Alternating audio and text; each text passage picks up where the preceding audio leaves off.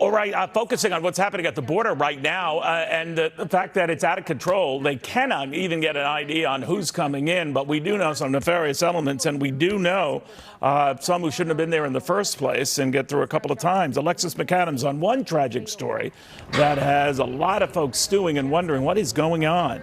Alexis in Eagle Pass. Alexis, what's the latest here? Hi, Neil. Good afternoon. Well, this latest case that we're talking about involves a migrant who crossed right here in Eagle Pass, Texas, and is now facing serious charges for running over and killing a sheriff's deputy. Take a look here on your screen. This is that mugshot coming in from the Florida County Sheriff's Department out there. This is Juan Ariel Molina Sales. He's now held on $500,000 bond and charged with leaving the scene of a fatal crash. After investigators tell us he ran over that sheriff's deputy with a front-loader truck and then took off. Deputy Michael Hartwig there was killed. He was a 19-year veteran of the Pinellas County Sheriff's Department. Right now, the Hartwig family is grieving as police try to figure out why Molina Sales was ever approved to work at that construction site, because he didn't even have the proper identification. So this hit and run happened at the Florida construction zone on Thursday night. Deputy Hartwig was there to patrol the area to make sure the crew was safe, but when he got out of the car, police say Molina Sales ran him over, then hid in the bushes for 9 hours before he was arrested. He told that other construction worker that he had just killed the deputy and took off his hat and took off his vest, his traffic vest, handed it to him, told him to hide it and get rid of it, and he fled.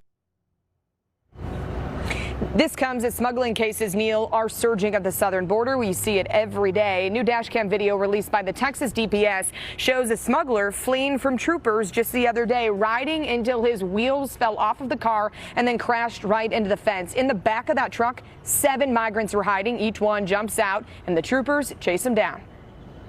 You have your ID with you? No. No? Do you have an ID? Just not with you? No.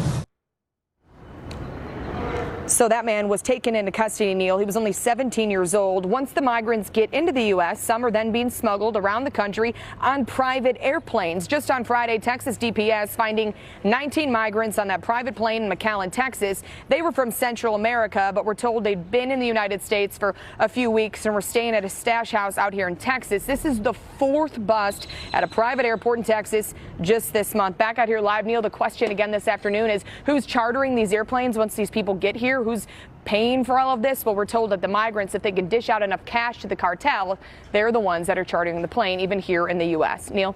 And they are not cheap to charter. Alexis, thank you very, very much for that. Alexis McAdams. Well, don't say my next guest didn't warn you. Republican Texas Congressman Pat Fallon back with us. Congressman, always good seeing you, sir. You warned about this with so many pouring over the border, working just small percentages. You can have nefarious elements making their way in. And it's only getting worse. So what do you do? Well, thanks for having me, Neil. I mean, you're absolutely right, because the cartels know exactly what they're doing. These are the policies that enrich them.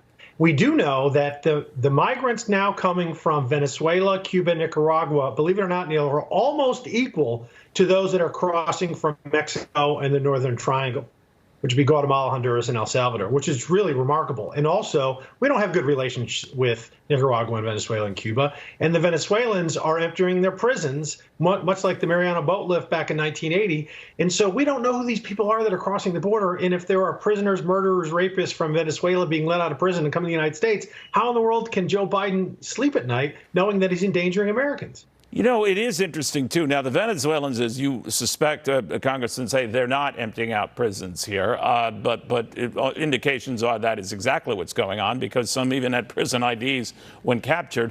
But leaving that aside, they must not be the only ones doing so. Well, that's exactly right. You know, and that's what's scary about this. And I mean, Neil, the tale of the tape is in April, we had 234,000 illegal border crossings, which was the highest we'd ever had in a given month. But that was 1,258% worse than the last April President Trump was in office. But then it was shattered in May with 241,000 illegal border crossings, which was 930% worse than the last time President Trump was in office in May. And then from April to August, we've had, if you can count the known gotaways, nearly 1.5 million illegal border crossings. This is unsustainable. It's not even a crisis or a hyper crisis. It is a catastrophe.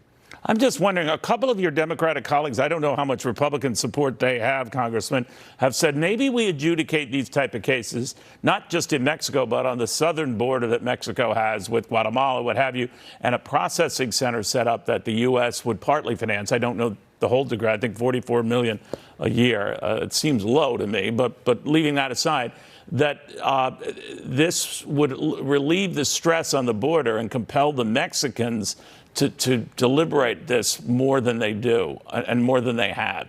I know I'm just sort of generalizing about it. Your quick thoughts. Sure. Well, listen, almost anything, Neil, is better than we're doing right now, which is the Biden administration is doing nothing. He hasn't visited the border. Kamala Harris, the border czar, went to the border once and didn't even go to the problematic areas.